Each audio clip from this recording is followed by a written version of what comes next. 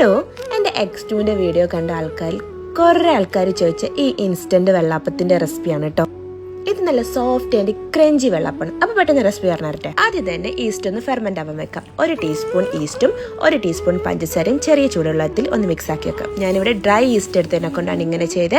Instant east ആണെങ്കിൽ direct ചേർത്ത് വെക്കാം. ഇനി 1 കപ്പ് അവിൽ നമുക്ക് സോക്ക് ചെയ്ത് വെക്കാം. അവിലിന് പകരം ചോറ് ഉപയോഗിക്കാം. ഇനി 2 കപ്പ് പച്ചരിപ്പൊടിക്ക് 1 കപ്പ് ചോറ്, അല്ലെങ്കിൽ നമ്മൾ സോക്ക് ചെയ്ത് വെച്ച അവില്, 1 കപ്പ് തേക്ക, പിന്നെ ഫെർമെന്റ് ആവാൻ വെച്ച ഈസ്റ്റ്, 2 ടേബിൾ സ്പൂൺ റവ, പിന്നെ ഇതിലേക്ക് 2 കപ്പ് വെള്ളം, ആവശ്യത്തിന് ഉപ്പും കൂടെ ചേർത്ത് നല്ല ഫൈനായി അടിച്ചിട്ട് ഒന്നെങ്കിൽ അരമണിക്കൂർ അല്ലെങ്കിൽ 1 മണിക്കൂർ വരെ വെച്ചിട്ട് നമുക്കൊന്ന് ഫെർമെന്റ് ആക്കി എടുക്കാം.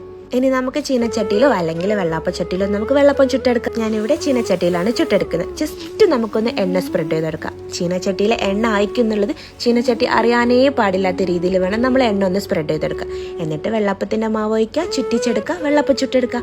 സ്ലോ കുക്ക് ചെയ്തെടുത്താൽ മതി. അപ്പോൾ വെള്ളാപ്പത്തിന്റെ സൈഡൊക്കെ മുരിഞ്ഞ് കിട്ടണമെങ്കിൽ കുറച്ച് കൂടുതൽ സമയം വെക്കാം. അപ്പോൾ നമ്മുടെ ഇൻസ്റ്റന്റ് വെള്ളപ്പം റെഡി.